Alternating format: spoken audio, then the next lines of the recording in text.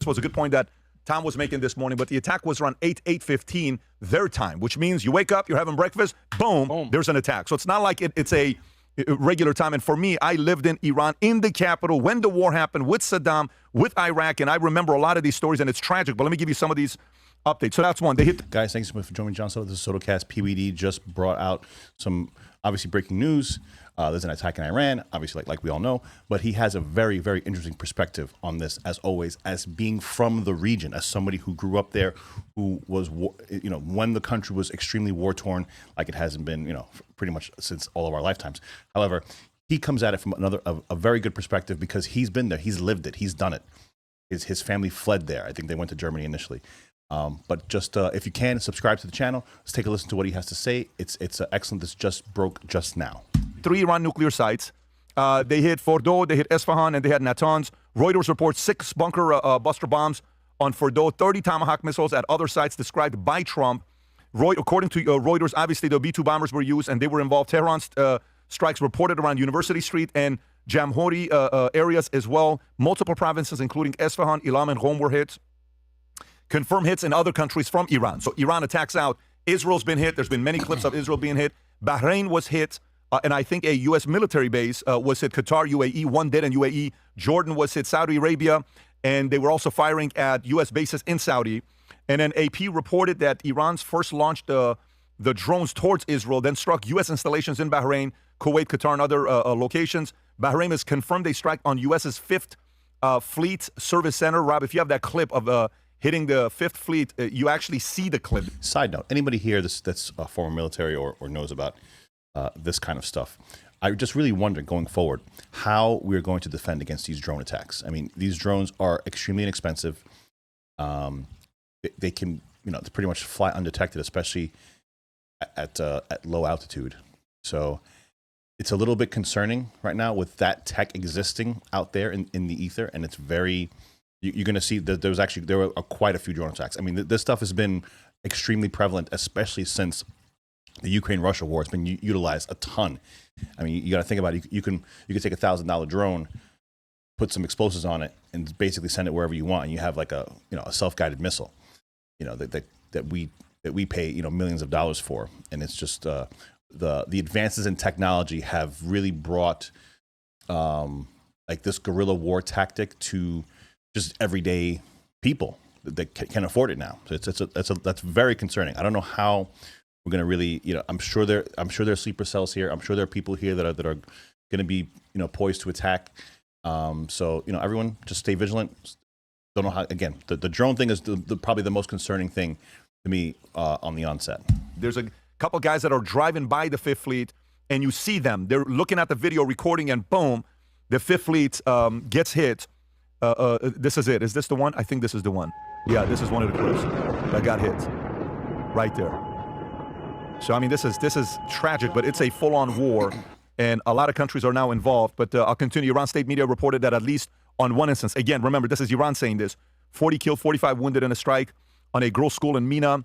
1 person killed in Abu Dhabi. Russia called the strike an unprovoked. Remember, Russia's defending their side. France, UK, and Germany said they were not involved in the strike, but condemned Iran's retaliatory attacks, and they urged them to come to the table to negotiate. And in areas that have been targeted, according to the chief national security correspondent at Fox News, Jennifer Griffin, Iranian Parliament, National Supreme Council, Ministry of Intelligence, Iranian's Atomic Energy Agency, cyber attacks have taken place on news agencies. The internet is out in Iran. Tough for civilians to be able to communicate and see what's going on around the world, as well as, what updates are taking place. They don't know what the news is saying about them. Defense minister targeted allegedly, head of the judiciary targeted allegedly, and that's very important because that was the one that was, putting a lot of many death sentences on protesters. So he's a very, very vicious guy. He's like an Alexandre de Moraes, except worse, of Brazil in Iran. And then they've obviously, targeting Ali Khamenei. Of course, we'll be looking at things as we're going through this. But let me give you an idea from me. I'm getting messaged by a lot of people. Hey, media, hey, can you come on? Can you come in? Just before he gets into his personal story here, I'm hearing a lot of reports that Khamenei's stronghold was hit. It's not confirmed yet. I don't know any outlets that have confirmed it. Maybe by the time this airs, which I'll put this out right away, maybe it'll be confirmed that he's in fact been killed. He's pretty much the last guy in this regime. Trump in the previous regime took out some other people. We've been kind of picking these guys off one by one, and Khomeini was the last standing, person from the old guard. So listen to Patrick's story. It is compelling. It's very, very quick, and then we'll get into a little bit more on the back end. Also, a lot of different friends, family from around the world that are messaging. What do you think? How do you feel? What are your thoughts? This is what I can tell you.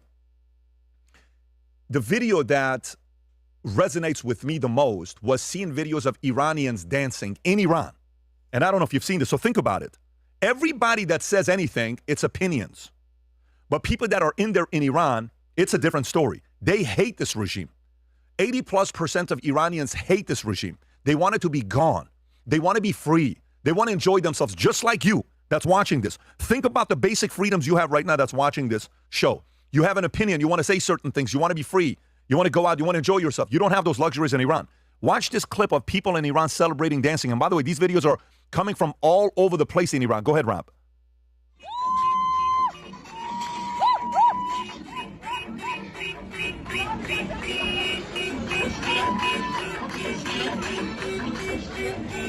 They're dancing. They're celebrating.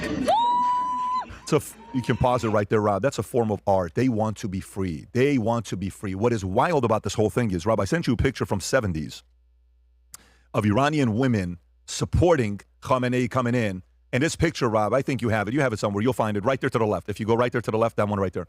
When you see these pictures, I understand these pictures, and I'll tell you why I understand these pictures. This is leftist Iranian women celebrating Khomeini's arrival in 1979 and how he was supposed to be a peaceful Gandhi, modern day. Everything was going to be great. And then he later killed 30,000 leftists. He executed them.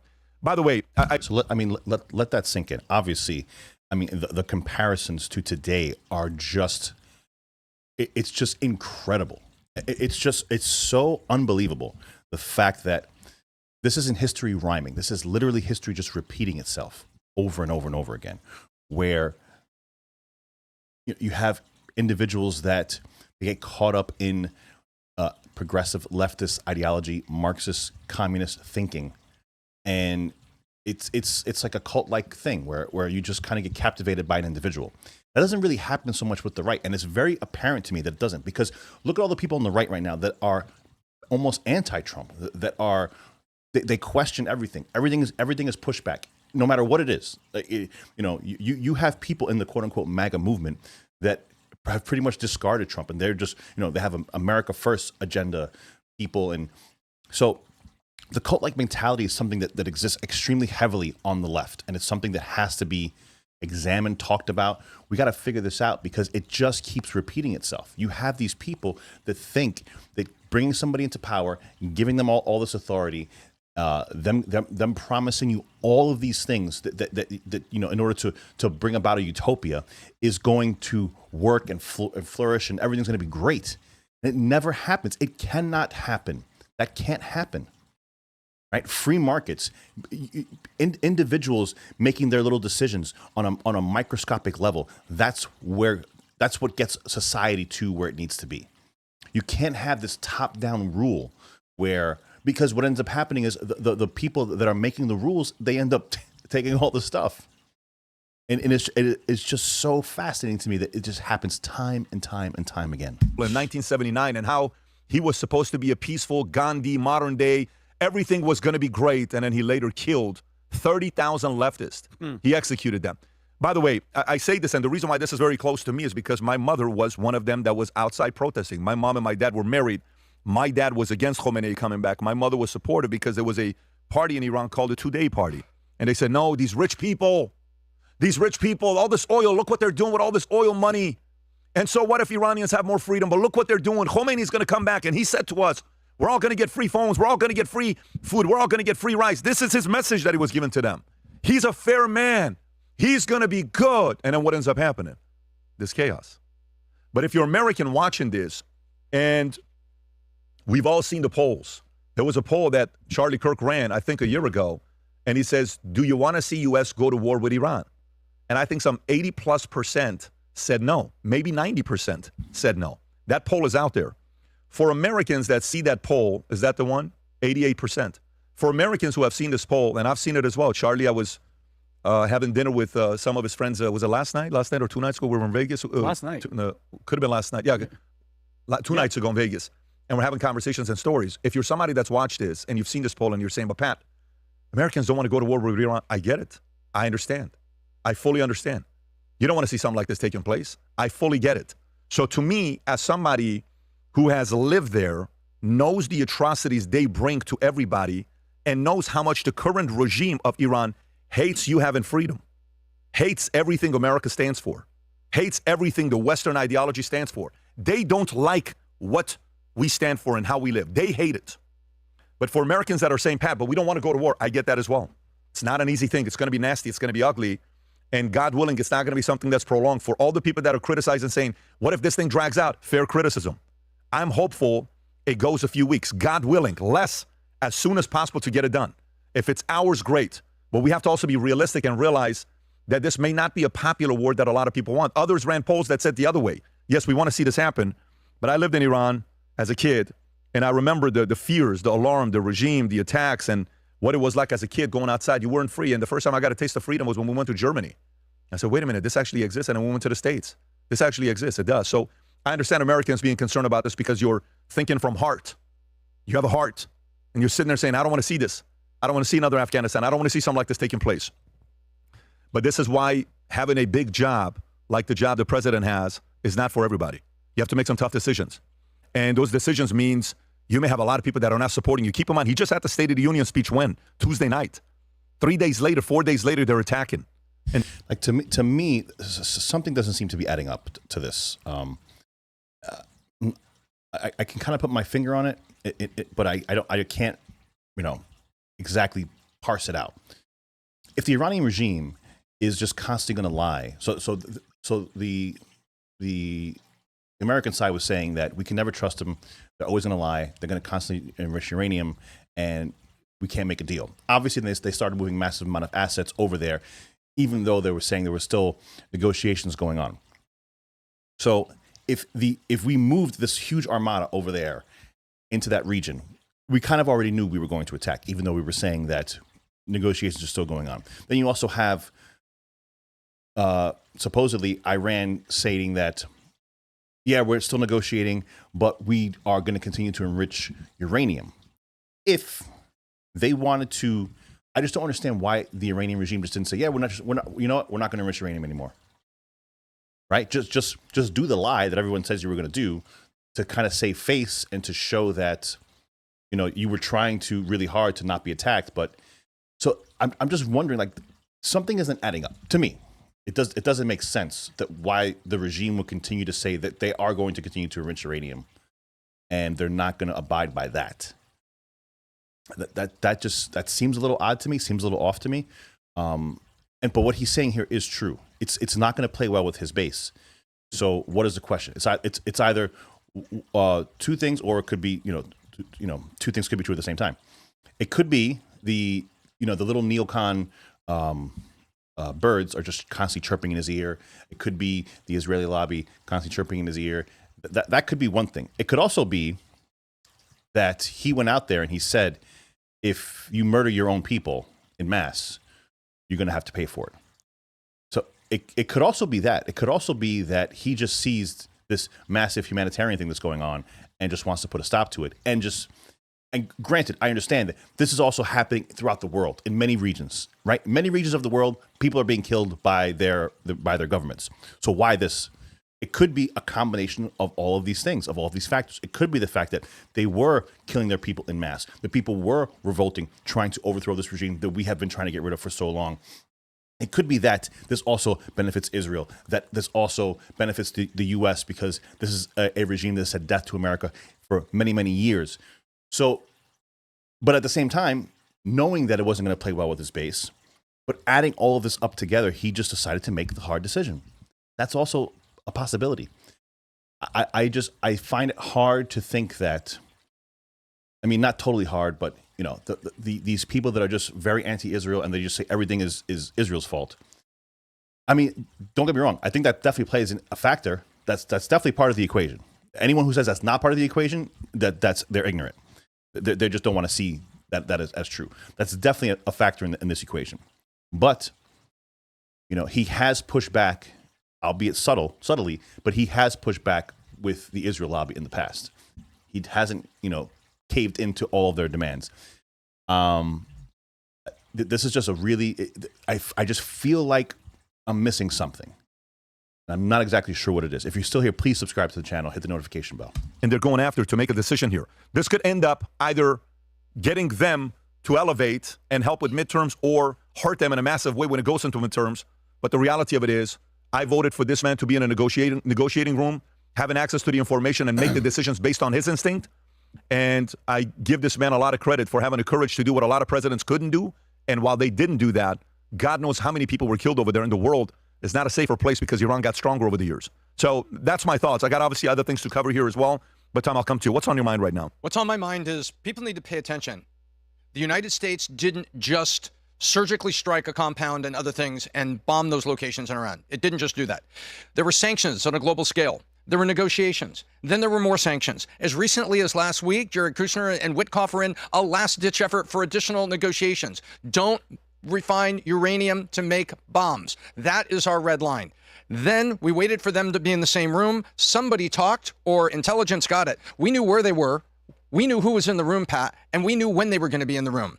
Then we surgically struck. You know what inside the regime, the surviving generals and people this morning are thinking about? No. Who talked or how did they know? The Israeli spy network and the American CIA has been incredibly effective over the years infiltrating this. We knew who was in the room. We knew exactly where they were going to be. We knew what was going on. So we didn't just bomb a compound. I think we also bombed trust in each other inside Iran. They're wondering, is the spy network, is the electronic surveillance better for the Americans than the Israelis? And remember, we didn't just bomb. This is the end of a long line that ended with, you will not have nuclear weapons to fire at ourselves or innocent countries or Israel. That was the red line. Vinny. I mean, listen, because I'm going to put... They're going to show a really quick video here, and then I'm going to wrap it up. Just pay attention to this video. That Vinny, it is actually a really... It's an amazing thing to see, and I get where people are gonna react to it, but just take a look. Vinny's going to just talk for like a second, and then he's going to show this video that's very... It's compelling. Play both sides of it because you already know what's going to be happening. I can imagine what's in the chat. Israel this, you guys are Israel that. Let's play both sides. Has Bibi Netanyahu been on camera in Congress and on every interview saying Iran has a bomb? Iran trying to push us to go to war? Absolutely yes, okay? Has Iran said death to America over and over? And I want people to understand this. That statement isn't, hey, death to Patrick or death to Vinny or death to everybody in Florida or death to everybody in California. Death to America, meaning I hope every single one of you dies, and including your country. I hope it gets wiped off the planet. So two things exist. I'm just curious, all the people that are going after Israel, and everybody knows I'm critical towards Israel's actions as a government, has nothing to do with the Jewish people. This movement that happened, Pat, the revolution, did Israel go in there and make the people revolt and get angry and fight for their freedom? Who did that? That was organic by the people.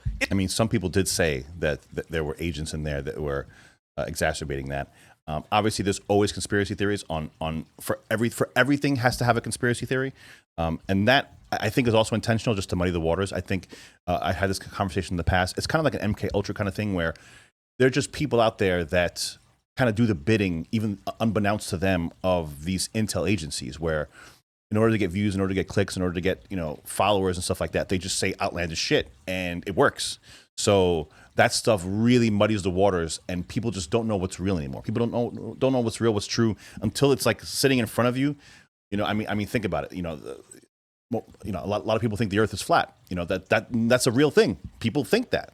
So, like, where do you go from there? Like, okay, it's like that's I had my friend argue with me years ago that 2 + 2 doesn't equal 4, or doesn't have to equal 4. So it muddies the waters. It makes everything uneasy, and you cannot come to a consensus for anything anymore. Israel had nothing to do with it. The people were in the streets. Over 40,000 are dead. God knows how many are in jail right now getting tortured or are also dead. But look at Iran as a people, as the nation, as the regime. Think about it. Their money's gone. The country's ruined. And I already know. I know for a fact. Okay, let me stop. I'm sorry, because I'm going a little bit ahead of myself. Think about Masha Amini. No, you're good. Remember Masha Amini a couple years ago, 2021, I believe? Her hijab, think about this, all you leftist liberal psycho-feminists out there. Her hijab showed a little bit of her hair, and they beat her to death. They beat her to death, and there was silence. Nobody was saying anything, okay? This type of thing, this type of liberation that I hope happens is for those type of people. That girl, her freaking soul and her life not to be in shame or in vain. You know what I mean? It has to. Sometimes you don't want to do it. I know Trump ran on, no new wars, no new wars. When you're backed into a corner and you have to do it, you have to do it. No, what American wakes up and goes, I want to go to war. Let's go. Again, we didn't have to do this, right? So that's also, we didn't have to do this. It's okay. They're saying death to America, but they're saying it an ocean away. So I really do understand it's not even so much isolation. Like I guess part of it is isolation. If I would want to deal with more Mexico than Iran, right? Because they are impacting us like quite a bit. A lot of people are coming to the border or were coming to the border. They're a narco state. There's a lot more issues there that really impact the daily lives of Americans than Iran. People are not waking up, and it was actually a very funny thing that Tim Dillon said. We're going to wake up one morning and there's going to be bombs everywhere. There's going to be people running around the street, and they're going to say, "Well, Charlie, what's going on?" It's Iran. I really doubt that'll ever happen. But in Trump's speech earlier, he said that the Iranian people were asking for it. They wanted it. The government stepped over a line by killing a lot of their protesters, and so it seems like he completely dismantled their nuclear program. It seems like he eliminated Khamenei. And in his speech today, he basically said to the people that we did what you asked. Now it's on you. We took out what needed to be taken out, and now it's going to be on you. And it just seems, there's probably going to be an immense amount of, it's going to be a bloody war. Because I'm sure there are going to be different factions trying to take over. There really is no defined leader that is slated to take over the spot. So it's going to be ugly. They asked for it. A lot of them are happy with it. Let's hope that we can just do this little favor for them and then just back away. Go to war. And I guarantee today, all these podcasters, all these guys in their basement that are expert geopolitical people are going to say, we told you so, and this, and Israel, and everybody, shut up, okay? Because people are dancing in the street. Can you show this clip, Robbie? You tell me how bad it is that this is happening in Iran. This is a high school. What's he saying? Zadan, they hit him. And look at the smoke in the background. Yeah. These people aren't running for cover. They're dancing. Yeah. We told them that we would back them up. Trump said, I will back you up. 30 to 40,000 of them No, ran listen out to what in he the said, streets. Tom. Listen to what he said, Tom. You can't hear what he said. Just play that Go one back part, 5 Robbie. seconds. No, just go back 5 Stay seconds. right there. Listen to this kid, this black shirt kid.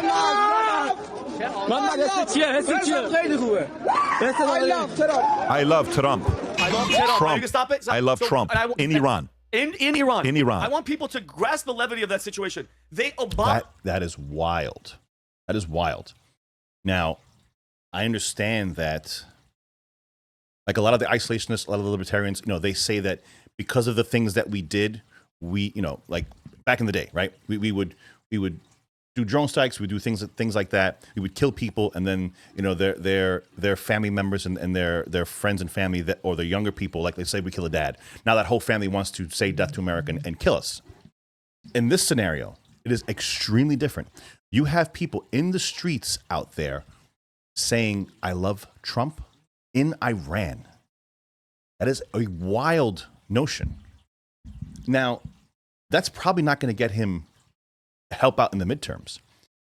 And it comes down to, what's interesting to me is, if you know that this is going to actually hurt him in the election sphere. I mean, I know people would think that this sounds crazy, but maybe he's just doing it because it might be the right thing to do. I mean, maybe that's very naive on my part, but then again, that just might be another factor, another thing that got this to be where it was. Maybe it wasn't just Israel. Maybe it wasn't just oil. Maybe it wasn't just regime change. Maybe it wasn't just, add in all the things that could have gotten us to the point where we are right now. And it could just be a combination of all of these things put together. bomb just went off, and it probably hit like a major. You see the smoke behind the school. IRGC. They're not screaming. He's not running. I got goosebumps, Pat. They're cheering. Me too. Thank you. I love you, Trump. So for all of these people that are going to be in their basements getting angry, yelling with their little hats on their tables, and everybody knows who I'm talking about, shut up. The people need it. This isn't Iraq. We didn't bomb and start on CNN, have all the tanks and all the troops going in. Unless you're there, unless you're like him and had his family, that he had to flee there and I'm not going to get into all the problems that we have, that we can't, have doors and we're worrying about stuff. He had to hide under tables and shit because they were bombing him and they had to flee. So for everybody that's going to sit there and try to act like they know what the hell they're talking about behind their computers, shut the hell up. The people are happy. That's all that matters. That's it. Yeah. So to me, here's the one concern that I have. People are happy. That's not all that matters because they're not your people. However, they brought up a lot of good points. I really wanted to play this because I know a lot of people don't get to see a lot of the podcast. So this was to me like the most crucial point because Pat has such obviously a base of knowledge, a wealth of knowledge when it comes to the region. Obviously more than I do because he lived there, he grew up there, he fled there. His mother was a leftist Marxist and his father was on the right, and she asked for this regime to take place. In her naivete, I would be interested to see or to find out what her view is now. That actually would be something pretty cool if Pat could ever expound on that. I would like to see. Maybe I can send him a Connect and ask. I don't know. He's pretty expensive on that platform. But yeah, guys, thank you so much for joining me. PBD, watch the whole podcast. It's excellent. His insight on Iran is very good. A lot of people say that they're shilling for a particular country. I don't really find that. I think that he really does try to get everything out there. Obviously, he has ties to the countries, makes it a little bit different for him also. So there's a lot of moving parts to all this. But guys, thank you so much for joining me. John Soto, 6283 Talk on the X. If you want to follow me there, please hit the subscribe button, hit the notification bell. I'll see you in the next video, guys. Take care.